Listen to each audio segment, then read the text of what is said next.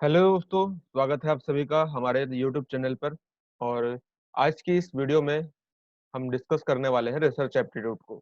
आप जैसा कि जानते हैं कि अब से हमारे इस यूट्यूब चैनल पर रिसर्च एप्टीट्यूड की क्लासेस चल रही हैं और पेपर वन की जो बाकी यूनिट्स हैं उस वो जैसा आपका रिस्पॉन्स आएगा उसी आधार पर हम उन यूनिट्स को भी शुरू करेंगे।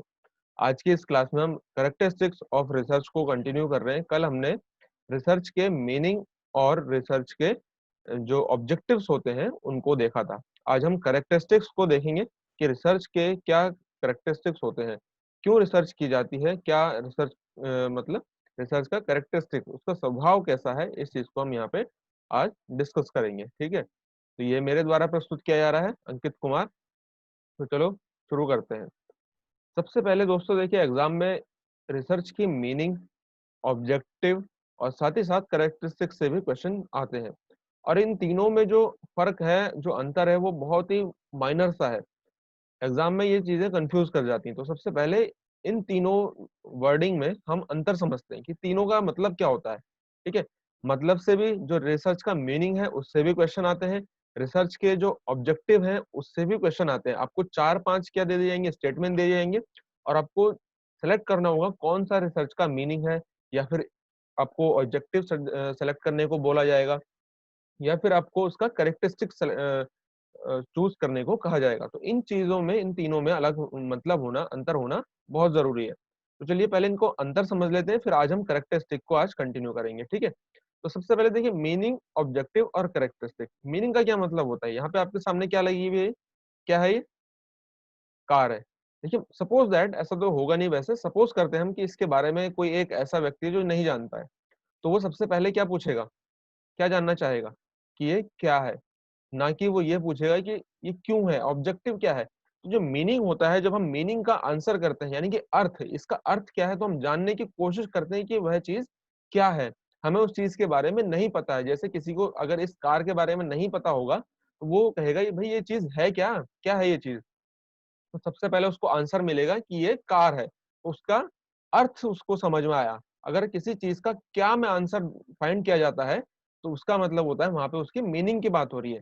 तो जो मीनिंग का आंसर जब हम देते हैं तो वो यानी कि क्या का सवाल, यहाँ पे क्या का जवाब दिया जाता है कि ये क्या है पर्टिकुलर चीज। अब जब बात आती है ऑब्जेक्टिव की, तो हमें ये समझ में आ गया यहाँ पे कि ये क्या है, ये एक कार है। क्या है? कार है। अब कार का ऑब्जेक्टिव क्या हो सकता है, क्या ऑब्जेक्टिव है इस कार का, कोई ना कोई ऑब्जेक्टिव तो होना चाहिए।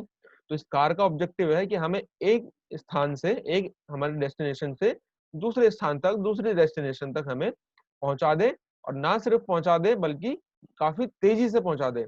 जितना हम अगर पैदल जाएंगे, बस से जाएंगे, क्योंकि बस तो जगह जगह पे स्टॉप पे रुक रुक के जाएगी, और हमारी अगर अपनी कार होगी तो हम क्या है, स्पीड में जल्दी से पहुंच जाएंगे। तो इसलिए इसका ऑब्जेक्टिव क्या है, तो ऑब्जेक्टिव की जब हम बात करते हैं तो हम किसका आंसर देने की कोशिश करते हैं, हम कोशिश करते हैं कि वाई, यानी कि क्यों, ये क्यों है, क्यों इसका एग्जिस्टेंस है, क्यों हम इस काम को कर रहे हैं। तो उसका ऑब्जेक्टिव इस बात से जुड़ा हुआ होता है। तो इस कार का ऑब्जेक्टिव क्या है, इस कार का ऑब्जेक्टिव है हमें एक स्थान से दूसरे स्थान तक जल्दी से, तेजी से पहुंचा देना।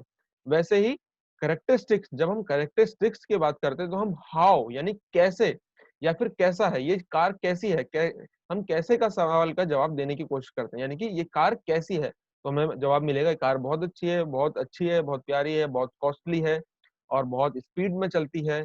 इस तरीके से हम उसके स्वभाव की बात करते हैं। ठीक है, आई होप आपको तीनों चीजों में, मीनिंग और ऑब्जेक्टिव और कैरेक्टरिस्टिक में अंतर समझ में आ गया होगा। इसी को अगर हम रिसर्च में अप्लाई करके देखें तो रिसर्च का सबसे पहले मीनिंग, हमें क्या, रिसर्च का मतलब क्या होता है, तो हमने कल समझा दोबारा से सर्च करना तो रिसर्च कहलाता है। इसका ऑब्जेक्टिव हमने कल समझे, उसके उद्देश्य क्या है, कोई ना कोई ऑब्जेक्टिव तो होना चाहिए ना रिसर्च को करने का।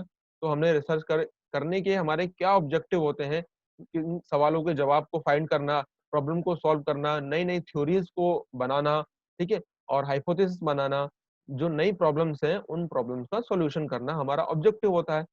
अब हम आज कैरेक्टरिस्टिक्स की बात करते हैं कि कैरेक्टरिस्टिक्स क्या होता है रिसर्च में, रिसर्च के स्वभाव क्या होते हैं, किस तरीके का। हर देखिए, हर चीज का अपना एक स्वभाव होता है, हर चीज का अपना एक कैरेक्टरिस्टिक होता है। जैसे इस कार का कैरेक्टरिस्टिक है, ये तेज चलती है काफी। हर फल का अपना कैरेक्टरिस्टिक होता है, सेब मीठा होता है ना, अंगूर कई बार खट्टे होते हैं, तो उसका वो स्वभाव है। तो वैसे ही रिसर्च का क्या स्वभाव होता है, तो रिसर्च के स्वभाव आप यहाँ पे देख पा रहे हैं, ये कैरेक्टरिस्टिक्स है। यहाँ पे जो कुछ पॉइंट्स हैं जो एग्जाम में डायरेक्ट पूछे जाते हैं, ये वैसे कई सारे पॉइंट्स हैं, लेकिन यहाँ पे जो सबसे इंपॉर्टेंट है, ये 6-7 पॉइंट हैं जो सबसे ज्यादा इंपॉर्टेंट है। आपको इनके बारे में क्लियर कट पता होना चाहिए कि objective, reliability, validity, accuracy, credibility और एम्पेरिकल, क्रिटिकल, ये जो है ये कैरेक्टरिस्टिक्स है किसके, रिसर्च के। यहाँ पे इसको ऑब्जेक्टिव और मीनिंग से बिल्कुल भी जोड़ना नहीं चाहिए, ठीक है। ये बिल्कुल अलग चीजें हैं, ऑब्जेक्टिव अलग होता है, रिसर्च अलग है और मीनिंग अलग है। तो यहाँ पे सबसे पहला क्या है कैरेक्टरिस्टिक रिसर्च का, रिसर्च कैसी होनी चाहिए हमारी, सॉरी हाँ, जो कैरेक्टरिस्टिक्स है वो हमारे रिसर्च का जो कैरेक्टरिस्टिक सबसे पहला क्या है, हमारे रिसर्च जो हमने की है, जो हमने हमने फाइनल आंसर निकाले हैं अपने रिसर्च के दौरान, वो कैसे होने चाहिए, वो ऑब्जेक्टिव होने चाहिए, उनमें ऑब्जेक्टिविटी होनी चाहिए। अभी बस आप इतना मैं इनको सीरीज में बता रहा हूँ, अभी एक एक करके हर एक को डिटेल में डिस्कस करेंगे कि क्या ऑब्जेक्टिविटी होती है, हर एक का मतलब क्या होता है, ठीक है। दूसरा दूसरा कैरेक्टरिस्टिक्स क्या है रिसर्च का, कि इसमें रिलायबिलिटी होनी चाहिए, ये रिलायबल होनी चाहिए हमारे रिसर्च, ठीक है। तीसरा, हमारी जो रिसर्च हमने की है, जो फाइनल आंसर हमारे पास आए हैं, वो वैलिडिटी होनी चाहिए, वो वैलिडिटी होनी चाहिए, वो वैलिड रिसर्च हमारी होनी चाहिए, ठीक है। चौथी चीज इसमें एक्यूरेसी होनी चाहिए, हमारी रिसर्च में क्रेडिबिलिटी होनी चाहिए, साथ ही साथ हमारे रिसर्च में एम्पेरिकल होना चाहिए, हमारी रिसर्च एम्पेरिकल होनी चाहिए और हमारी रिसर्च क्रिटिकल होनी चाहिए। जब ये सारे कैरेक्टरिस्टिक्स हमारे रिसर्च के अंदर जाते हैं, तभी वो रिसर्च के जो स्टैंडर्ड वैल्यू है उसको अचीव कर पाती है। अदरवाइज इन कैरेक्टरिस्टिक्स के बिना कोई भी रिसर्च जो है एक स्टैंडर्ड वैल्यू को अचीव नहीं कर पाएगी।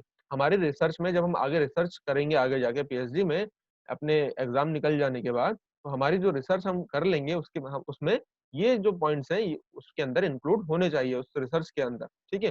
तो एक एक करके इसके हर एक मतलब को समझने का प्रयास करते हैं। चलिए शुरू करते हैं। सबसे पहला ऑब्जेक्टिविटी, देखिए ऑब्जेक्टिविटी का मतलब क्या होता है, पहले यहाँ पे एक एग्जांपल से समझते हैं, फिर बाकी चीज यहाँ पे देखेंगे, ठीक है। ठीक है, मान लीजिए ये एक पेड़ है, ठीक है।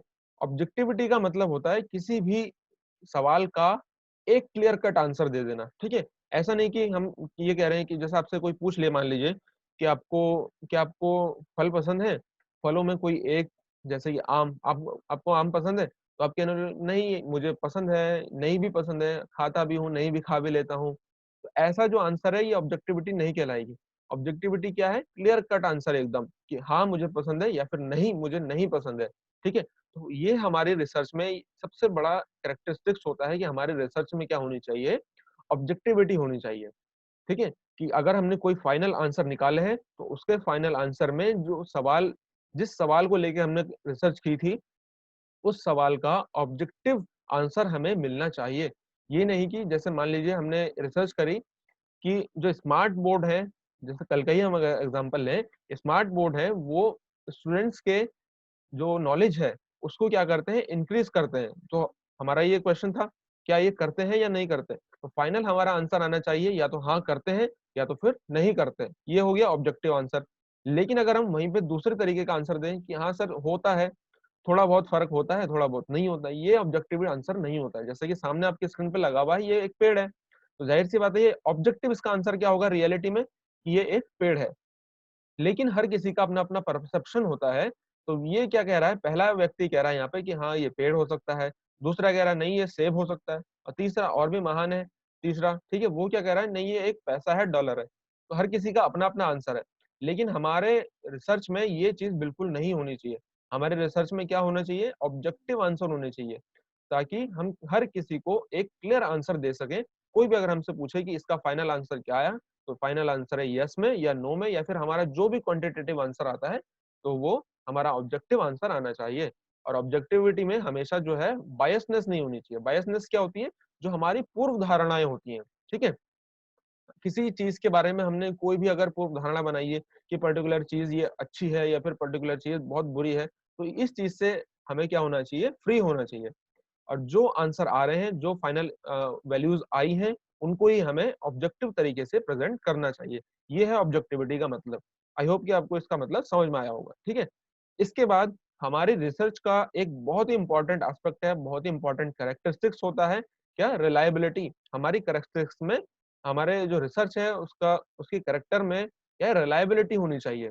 रिलायबिलिटी का क्या मतलब है, रिलायबिलिटी का मतलब होता है, एक वर्ड में अगर मैं आपको रिलायबिलिटी का मतलब समझाऊं तो रिलायबिलिटी का मतलब होता है कंसिस्टेंसी। क्या मतलब है इसका, हमें समझ में नहीं आया तो ठीक है अभी समझाते हैं। देखिए, कंसिस्टेंसी या रिलायबिलिटी का मतलब है, जैसे मान लीजिए आज आपने कोई एक रिसर्च करी, यहाँ पर आज आपने कोई रिसर्च करी, क्या रिसर्च करी कि किस तरीके से स्मार्ट बोर्ड जो है, मैं बार बार एक एग्जांपल लेता हूँ, क्यों, क्योंकि आपको उस आंसर से अच्छे से समझ में आ जाए। तो आप एक आंसर को अगर बार बार उस पर क्या है बातचीत करेंगे, चर्चा करेंगे, तो आपको उस आंसर को किस तरीके से हर जगह अप्लाई करना है और उससे जुड़े हुए कितने डायमेंशन हो सकते हैं वो क्लियर हो जाएगा। इसलिए मैं एक आंसर की बार बार चर्चा करता हूँ, ठीक है। देखिए, मान लीजिए आपने क्या करा कि एक रिसर्च आपने करी, एक क्वेश्चन उठाया कि स्मार्ट बोर्ड है, स्मार्ट क्लास से क्या फायदा होता है स्टूडेंट्स को, तो आपके पास आंसर आए कि सर बहुत ज्यादा फायदा होता है, बच्चों का जो आईक्यू लेवल है वो बहुत ज्यादा इंक्रीज होता है, उनको अच्छे से समझ में आता है। हम विजुअली चीजों को दिखा सकते हैं, जैसे मैं आपको यहाँ पे विजुअली चीजें दिखा रहा हूँ, तो इस तरीके से आप दिखा सकते हैं कि ये फाइनल आंसर आ गए। ये आज अगर प्रेजेंट टाइम में अगर ये आंसर आए हैं, तो भविष्य में, फ्यूचर में अगर हम कभी भी इस तरीके की कोई भी क्या करते हैं, रिसर्च करते हैं, तो हमारे फाइनल आंसर वही आने चाहिए। कंसिस्टेंस होने चाहिए हमारे आंसर, हमारी जो रिसर्च है उसमें कंसिस्टेंसी आनी चाहिए। अगर हमने एक बार टेस्ट कर दिया है, उस टेस्ट करने के बाद जो आंसर आ गए हैं, अगर फ्यूचर में हम कभी वही टेस्ट अगर कोई दोबारा जाके करे, तो आंसर हमेशा वही आने चाहिए, ना कि एक समय में कोई आंसर दूसरे तरीके थे और दूसरे टाइम में अगर हमने कोई अगर रिसर्च करी तो आंसर चेंज हो गए। तो ये चीज हमारी रिसर्च में नहीं होनी चाहिए। हमारे रिसर्च में रिलायबिलिटी होनी चाहिए, हमारे रिसर्च में यानी कि कंसिस्टेंसी होनी चाहिए। इस कंसिस्टेंसी का मतलब आपको समझ में आ गया होगा कि टेस्ट रीटेस्ट करने, अगर टेस्ट रीटेस्ट कर रहे हैं हम अपने रिसर्च को, तो हमारे आंसर जो है वो सेम आने चाहिए, ठीक है। टाइम के हिसाब से भी सेम आने चाहिए और अलग अलग वेरिएबल्स पे भी उसका जो प्रभाव है वो सेम दिखना चाहिए, ठीक है। और ऐसा भी नहीं है कि अगर हमने रिसर्च करी है तो फाइनल आंसर कुछ और आए हैं, और अगर सामने वाला अगर कोई दूसरा रिसर्चर रिसर्च कर रहा है तो आंसर क्या है, चेंज हो जाए। ऐसा नहीं होना चाहिए। जो आंसर आ रहे हैं वो सबके लिए समान हो, सभी समय में समान हो और सभी आइटम्स में, सभी वेरिएबल्स में समान हो। इस तरीके की हमारी रिसर्च होनी चाहिए, रिलायबिलिटी होनी चाहिए, यानी भरोसेमंद होनी चाहिए। इस तरीके से आप यहाँ पे देख पा रहे होंगे इस पिक्चर में कि ये जो लॉक है यहाँ पे, ये कैसा है, भरोसेमंद है, रिलायबल है। क्या कि आज अगर ये नहीं टूटा है तो कल भी नहीं टूटेगा। इस तरीके से हमारी रिसर्च रिलायबल होनी चाहिए, ठीक है। इसके बाद क्या है, रिलायबल हो अच्छी बात है, लेकिन उससे भी ज्यादा अच्छी बात है, उससे भी ज्यादा इंपॉर्टेंट बात है क्या, हमारी रिसर्च वैलिड वैलिड होनी चाहिए, यानी कि वैलिडिटी। वैलिड या वैलिडिटी का क्या मतलब है, तो अभी हम समझ लेते हैं। जैसे रिलायबिलिटी का एक वर्ड में अगर मैंने आपको बताया कंसिस्टेंसी, वैसे ही वैलिडिटी का अगर एक वर्ड में आपको मैं आंसर दूं तो इसका मतलब होता है एक्यूरेसी, ठीक है। क्या मतलब होता है, एक्यूरेसी। हमारी रिसर्च में रिलायबिलिटी तो होनी चाहिए, यानी कि कंसिस्टेंसी तो होनी चाहिए, लेकिन साथ ही साथ एक्यूरेसी भी होनी चाहिए। एक्यूरेसी और रिलायबिलिटी कैसे अलग है फिर, देखिए। रिलायबल, जैसे मान लीजिए हमने एक एग्जाम्पल की तरह मैं आपको समझाता हूँ। एक एग्जाम्पल यहाँ पे जो मैंने लिखा हुआ है, एग्जाम्पल के थ्रू आपको समझाते हैं रिलायबिलिटी और वैलिडिटी में अंतर और क्यों दोनों जरूरी है। जैसे मान लीजिए आपका वेट जो है वो 5 किलो हर रोज घट रहा है, ठीक है। 5 किलो क्या कर रहा है, हर रोज घट रहा है। आपने 10 दिन की रिपोर्ट निकाली, 10 दिन वेट किया रोज, 5 किलो, आज कितना था, 50 था, कल वो 45 हो गया, परसों 40 हो गया, फिर उससे अगले दिन 35 हो गया, फिर उससे अगले दिन 30 किलो हो गया। तो ये क्या है, ये रिलायबल चीज है। हमने 5 दिन की रिपोर्ट निकाली, 5-5 दिन पर डे क्या है, वेट धीरे धीरे घट रहा है 5-5 किलो। तो अगले एक हफ्ते बाद भी हम अगर उसके नेक्स्ट डे अगर हम क्या करें, अपना आंसर निकालने की कोशिश करें, तो हम पहले से समझ जाएंगे कि नहीं, आज भी 5 किलो वेट जो है कम हो गया होगा। तो ये क्या चीज है, ये रिलायबल है, भरोसेमंद है कि आज भी ऐसा ही फाइनल आंसर आएंगे। तो ये तो हो गई रिलायबिलिटी जो मैंने आपको अभी समझाई थी। लेकिन क्या ये चीज सही है, क्या ये चीज एक्यूरेट है, 5 किलो वेट हर रोज घटना, क्या ये सही है, तो नहीं, ये सही नहीं है। तो वैलिड होनी चाहिए हमारी जो रिसर्च है, ठीक है। और वैलिड के साथ साथ एक्यूरेसी हो तो वो और भी ज्यादा अच्छी होती है, ठीक है।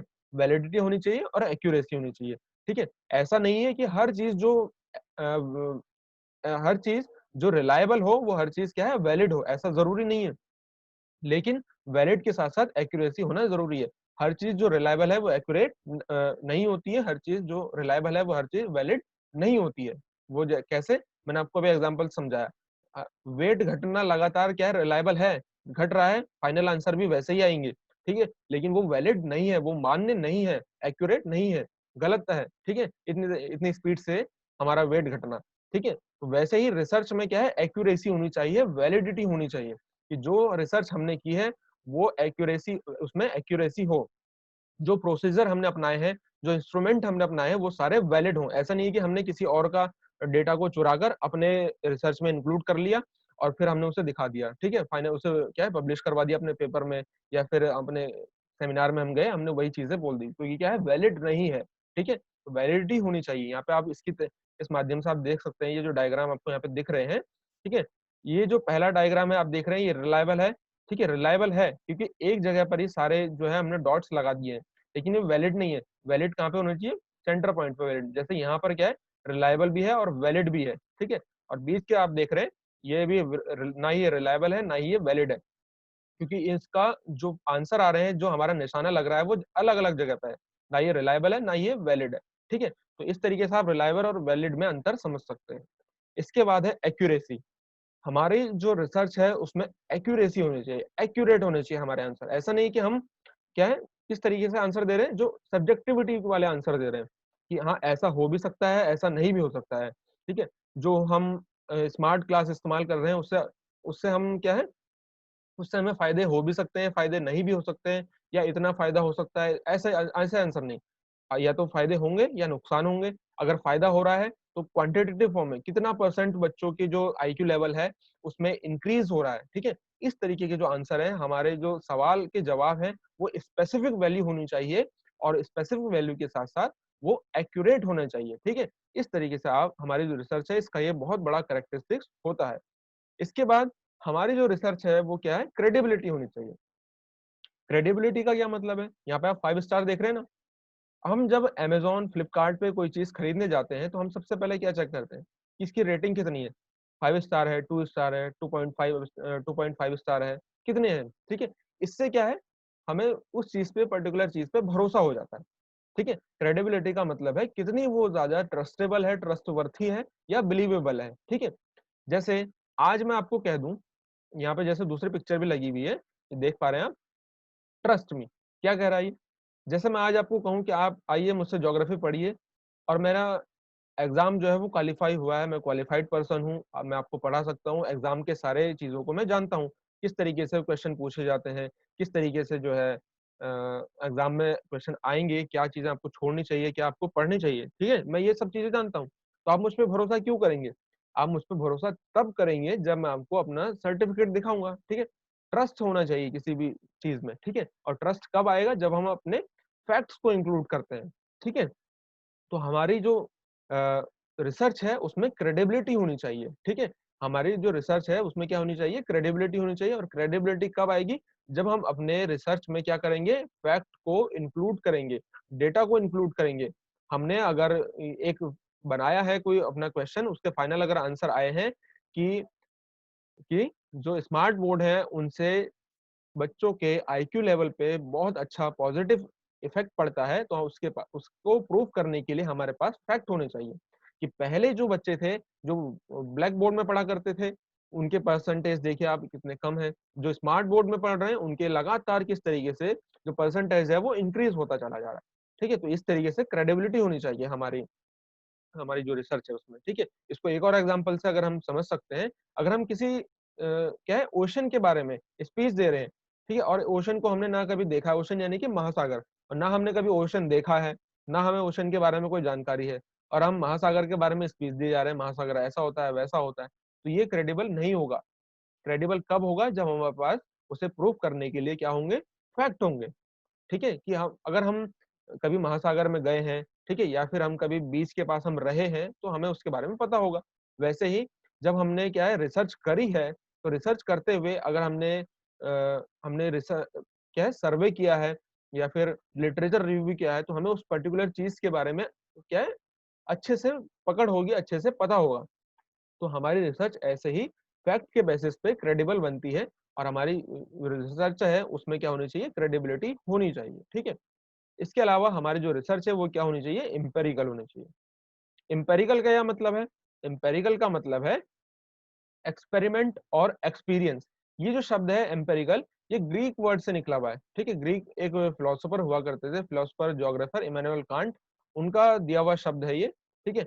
एम्पिरिकल का मतलब है क्या, जाहिर सी बात है यहाँ पे एक्सपेरिमेंट, एक्सपेरिमेंट और एक्सपीरियंस, ठीक है। एक्सपेरिमेंट और एक्सपीरियंस कब होता है, जब हम किसी चीज को खुद करके देखते हैं, ठीक है। किसी चीज को हम क्या करते हैं, जब खुद करते हैं, ना कि किसी दूसरे की रिसर्च हमने उठाई और उसकी जितना भी उन्हें रिसर्च किया था उसको पूरा पढ़ा और पढ़ने के बाद अपनी रिसर्च में इंक्लूड किया और पब्लिश करा दिया, ये बिल्कुल गलत है। हमारी रिसर्च जो है वो खुद के एक्सपीरियंस एक्सपीरियंस के बेसिस पे, खुद के एक्सपेरिमेंट के बेसिस पे होनी चाहिए, ठीक है। ये जो सबसे बड़ा इंपॉर्टेंट पॉइंट है हमारी रिसर्च में, one of the most important point है ये, एम्पेरिकल हमारी रिसर्च होनी चाहिए, ठीक है। हमने खुद किसी चीज पे रिसर्च करी हुई होनी चाहिए, ठीक है। तो क्या है, एक्सपीरियंस और एक्सपेरिमेंट हमारी रिसर्च में होना चाहिए, ठीक है। इसके बाद इसके बाद हमारी जो रिसर्च है उसका एक और इम्पोर्टेंट जो कैरेक्टरिस्टिक है वो क्या है, हमारी रिसर्च कैसी होनी चाहिए, क्रिटिकल होनी चाहिए। क्रिटिकल का क्या मतलब है, क्रिटिकल का मतलब है कि अगर हमारे पास कोई भी एक जजमेंट है, सपोज दैट हमने क्या है, एक फाइनल आंसर हमारे पास आया कि एक पेड़ है, उस पेड़ में जितने भी अंगूर लगे हुए हैं वो सारे कैसे हैं, खट्टे हैं, ठीक है। उसमें एक भी फल कैसा है, मीठा नहीं है, सारे फल खट्टे हैं। तो हमारे दिमाग में उस चीज को लेके क्या है, थिंकिंग होनी चाहिए, हमें उसके बारे में सोचना चाहिए कि क्या ये जो सामने वाला पर्सन कह रहा है क्या वो सही है या गलत है। तो इस तरीके से किसी चीज के बारे में हमें क्रिटिकल होना चाहिए, क्रिटिकल एनालिसिस हमें उस चीज का करना चाहिए, क्या ट्रुथ है, क्या ट्रुथ नहीं है, सारे फैक्ट्स किस तरीके से हैं, सारे जो ऑब्जर्वेशन है वो क्या कह रहे हैं, उसके बेसिस पे जो आंसर आए वो हमारे क्या है, क्रिटिकल होना चाहिए, ठीक है। हमें किसी भी चीज के बारे में एनालिसिस करना चाहिए, कोई भी अगर फैक्ट है, कोई भी जजमेंट है तो उसके बारे में हमें क्या करना चाहिए, एनालिसिस करना चाहिए कि ये जो पर्टिकुलर आंसर आया है, पर्टिकुलर जो हमारे पास जो फाइनल आंसर आया है वो कैसा है, वो एनालिटिकल बेस्ड होना चाहिए। तो ये हमारी जो है रिसर्च का एक बहुत इंपॉर्टेंट कैरेक्टरिस्टिक होता है, क्रिटिकल, हमारी रिसर्च क्रिटिकल होनी चाहिए। इसके बाद यहाँ पे अब हम डिस्कस करेंगे अपने कुछ कोर्स के बारे में, ठीक है। ये आज का जो कैरेक्टरिस्टिक्स वाला टॉपिक था वो इतना ही था। आप इसको अच्छे से प्रिपेयर करें, बाकी के जो लेक्चर्स आएंगे वो आगे आपको दे दिए जाएंगे। और चैनल पे अगर आप नए हैं तो प्लीज चैनल को सब्सक्राइब करें, वीडियो अच्छा लगा तो उसे लाइक करें और शेयर करें ज्यादा से ज्यादा, ठीक है। शेयर करने से क्या होगा कि हमारा मोटिवेशन बढ़ेगा और हम आपके लिए ज्यादा से ज्यादा मेहनत कर पाएंगे और जल्दी से जल्दी आपका कोर्स कंप्लीट होगा और बाकी जो बची यूनिट है उनको भी कवर करवाया जाएगा आपके कमेंट के बेस पे। अगर आपके कमेंट आएंगे कि इन्हें और आगे बढ़ाया जाए तो उनको बढ़ाया जाएगा, ठीक है। इसके बाद जो है हमारा एक कोर्स चल रहा है ज्योग्राफी का पेपर 2 का, जिसमें आपको वीडियो लेक्चर और पीडीएफ नोट्स प्रीवियस ईयर के 10 सालों के पेपर का सोल्यूशन उसमें दिया जा रहा है, बिल्कुल मिनिमम फीस के साथ। तो अगर आप चाहें तो आप हमारे इस नंबर पे 7983188839 पे आप हमें कांटेक्ट कर सकते हैं, व्हाट्सअप कर सकते हैं, हम आपको उसकी डिटेल दे देंगे, ठीक है। तो आप चाहें तो इसे ज्वाइन कर सकते हैं और इसके अलावा वीडियो देखने के लिए बहुत बहुत धन्यवाद, शुक्रिया, धन्यवाद। आप चाहे तो वीडियो अच्छा लगा तो लाइक करें, सब्सक्राइब करें चैनल को और बेल आइकन जरूर दबा लें ताकि आपको आने वाली वीडियो की नोटिफिकेशन मिल जाए, ठीक है। तो इस मिलते हैं नेक्स्ट वीडियो में, ठीक है। तब तक के लिए धन्यवाद।